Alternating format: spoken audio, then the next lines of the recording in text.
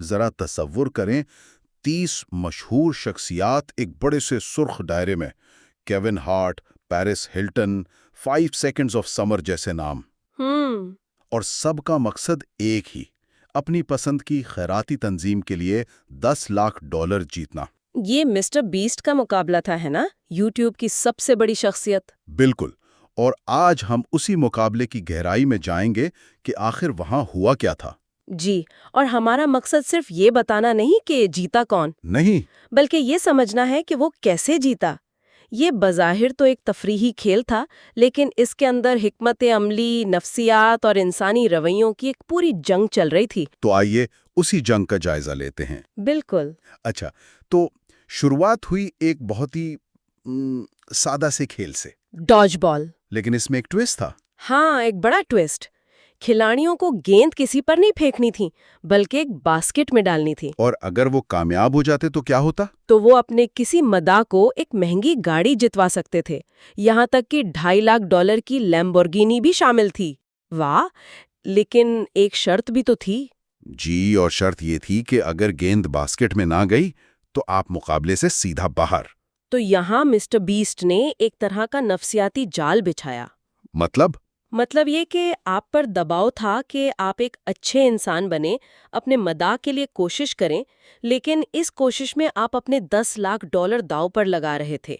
सही। और सबसे पहले ये खतरा किसने मोल लिया? कॉमेडियन जे फेरवो ने। लेकिन वो नाकाम रहे। और उनके बाहर होते ही माहौल बदल गया। बिल्कुल। एक के बाद एक लोग कोशिश करते गए और नाकाम होते गए। 5 सेकंड्स ऑफ समर के केलम तो बहुत ही करीब आकर रह गए।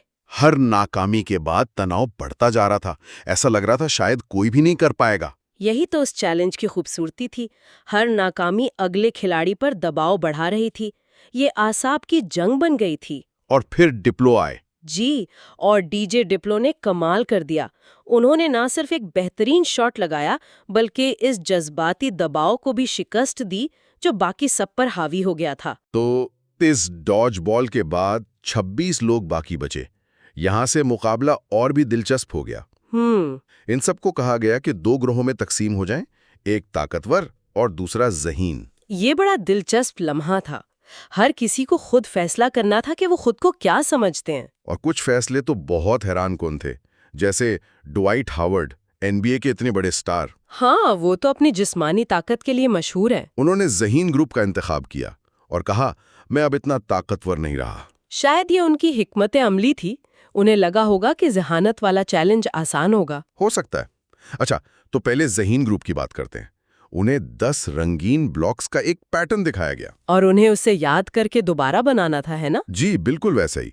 और सिर्फ पहले 6 लोग ही आगे जा सकते थे। और यहीं पर हमें मुकाबले का पहला मुतनाज़िया लम्हा देखने को मिला। ओहो, वो हावी मेंडल वाला मामला। बिल्कुल।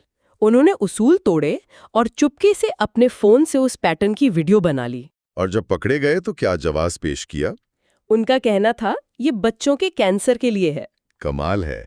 यानी एक अच्छे मकसद की आड़ में धोखाधड़ी, इससे तो एक बहुत बड़ा इखलाकी सवाल खड़ा हो जाता है। यही तो वो करना चाहते थे। वो सिर्फ खेल नहीं जीतना चाहते थे, वो बाकी खिलाड़ियों के जहनों से खेलना चाहते थे। अच्छा, तो अब ताकतवर ग्रुप की तरफ आते हैं।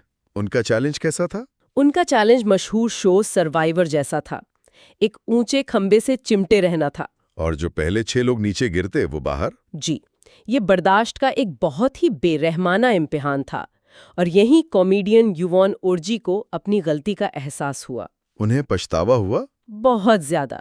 वो खंबे से लटकी हुई चिल्ला रही थीं, मैं नाइजीरियन हूँ, मेरे पास 2 डिग्रियां हैं, मुझे ज़हीन वाला खेल खेलना चाहिए था। तो उन्होंने अपनी जिस्मानी ताकत का गलत अंदाजा लगाया। बिल्कुल।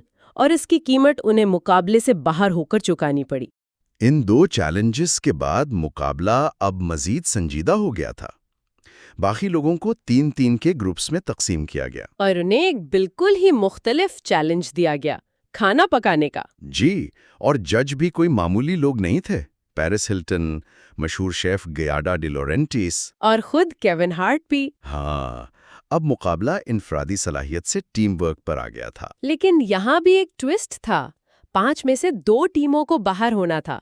मतलब आपको ना सिर्फ अच्छा खाना बनाना था, बल्कि ये भी यकीनी बनाना था कि कोई आपसे बुरा खाना बनाए। बिल्कुल, एक मख्फी मुकाबलाबाजी शुरू हो गई। और इसने कुछ बहुत ही मजाहिया मनाजिर पैदा किए। हार्वी मेंडल फिर से अपनी हरकतों पर उतर आए। उन्होंने मशरूम्स छुपा लिए थे, है ना? जी, ताकि दूसरी टीमें इस्तेमाल ना कर सकें। और एक टीम तो फहीता बनाने के लिए चिकन उबाल रही थी। ओह हाँ, वो देखकर तो शेफ ग्याडा का मुंह खुला का खुला रह गया था। और पकवानों के नाम भी अजीबोगरीब थे, जैसे स्पेगेटी एंड बेसबॉल्स। लेकिन हार्वी मेंडल की हिकमत अमली पर दोबारा बात करनी चाहिए।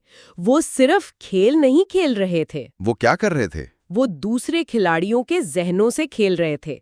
जब जजों के सामने डिश पेश करने की बारी आई तो उन्होंने एक झूठी दिल दहला देने वाली कहानी सुनाई। वो पूपो प्लेटर वाली कहानी? जी, कि ये उनकी दादी से कैसे जुड़ी है जिन्हें बस ने टक्कर मार दी थी। सब झूठ था, मकसद सिर्फ हमदर्दी हासिल करना था। और क्या इसका कोई फायदा हुआ? बिल्कुल नहीं।